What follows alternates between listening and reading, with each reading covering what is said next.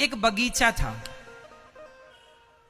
उस बगीचे में एक व्यक्ति उस बगीचे की रखवाली करता था, जो कि उस बगीचे का मालिक था।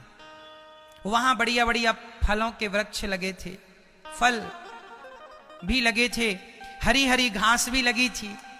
अचानक एक चरवाहे की गाय उसके बगीचे में घुस गई। अब जब गाय बगीचे में गई तो वहां हरी हरी घास गाय खाने लगी। बगीचे का मालिक भी वहीं था। उसकी नजर पड़ी कि गाय बगीचे में घुस आई बाड़ी तोड़कर, तो उस बगीचे के मालिक ने गाय के पीछे इतने जोर का डंडा मारा उसके रीढ़ की हड्डी पर कि वो गाय डंडा पड़ते ही मर गई।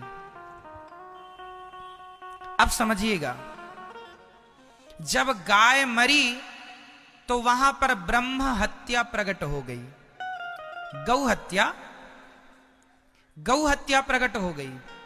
तो गौ हत्या को देखकर वह बगीचे का मालिक बोला, तुम कौन हो? उसने कहा, मैं गौ हत्या हूं, तुमने गाय को मारा, अब मैं तुम्हें आऊंगी तुम्हारे ऊपर। तुमने पाप कर दिया, गाय को मार डाला तुमने। तो वो बगीचे का मालिक बड़ा चतुर था।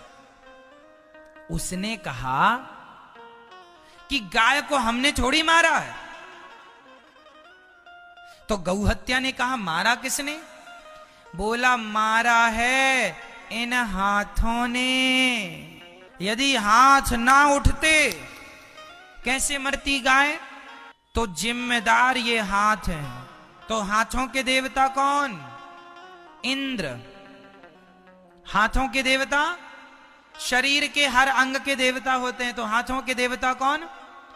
तो उस बगीचे के आदमी ने अपनी चतुराई से गौ हत्या से कहा कि ए हत्या, तू जा इंद्र के पास और इंद्र को लग जा। तो हत्या गई इंद्र के पास। अब इंद्र ने देखा, कौन हो? मैं गौ हत्या हूं, यहां क्यों आई हो? बोले, आपने मारा है गाय को। इंद्र बोले, हम तो यही हैं, यहां तो गाय हमने मारी नहीं। बोले, नहीं, वो बगीचे का एक आदमी है, उसने कहा कि तुम हाथ पर बैठते हो, और हाथ ने गाय मार डाली। इंद्र समझ गए मामला कि बड़ा चतुर आदमी है। मनुष्य मृत्यु लोक का आदमी खोपड़ी में भले अच्छा सोचे ना सोचे, ऐसी सोच जरूर रखता है बचने बचाने की, कि कैसे बचूं। तो इंद्र भी कम चतुर नहीं। इंद्र ने कहा, अच्छा ये बताओ गौ हत्या, कि यदि हाथ ने मारा तो हाथ तो तब ही मारते ना, क्योंकि हाथ तो मन के अधीन है, बुद्धि के अधीन है। भाई बुद्धि ने आदेश दिया मारो, तब ना मारा। तो जाओ, बुद्धि के देवता भगवान ब्रह्मा है, जाओ ब्रह्मा जी के पास। अब हत्या ब्रह्मा जी के पास गई। ब्रह्मा जी, लो हमें।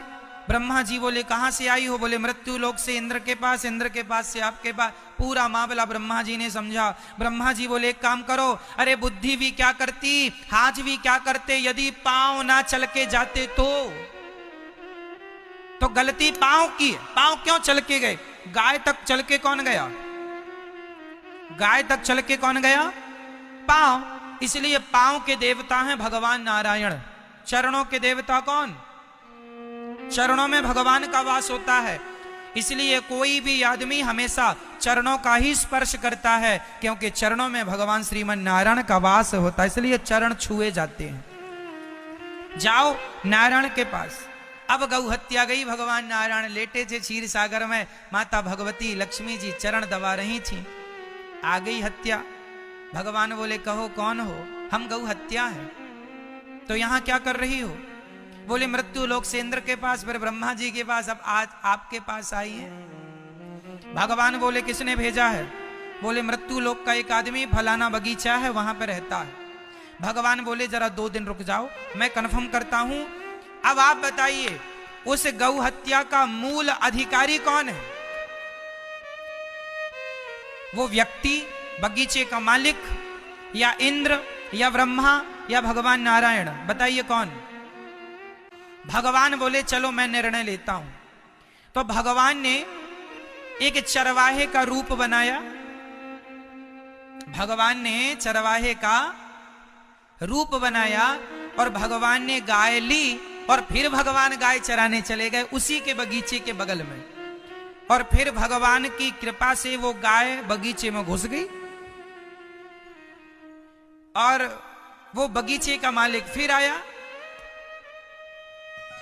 और जब आया तो उसने गाय को फिर लाठी से मारना चाहा, तो भगवान ने रोका, भैया भैया हमारी गाय धोखे से घुसाई, जरा माफ करो माफ करो। तो भगवान ने पूछा, क्यों, ये बगीचा किसका है? बोला मेरा है, मेरा। बोले ये डंडा किसका है? मेरा है, मेरा। ये हाथ किसका है? मेरा हाथ, मेरा। देख रहे हो पावर, मेरा हाथ। ये पांव किसके हैं? मेरे पांव, मेरा पांव। ये जो बुद्धि है तेरी, ये किसकी? मेरी बुद्धि है, मैं बड़ा आदमी हूं यहां बगीचे का। भगवान बोले, पागल, जब बगीचा तेरा, हाथ तेरा, पांव तेरा, तो हत्या भी तेरी ही हुई। ये ब्रह्म हत्या अपनी रख, चल यहां से। ये जो ब्रह्म हत्या तूने की है, तो वो गौ हत्या जो तूने की है, उस गौ हत्या का अधिकारी, उस पाप का अधिकारी भी तू, चल पाप भोग। होशियार बन रहा है।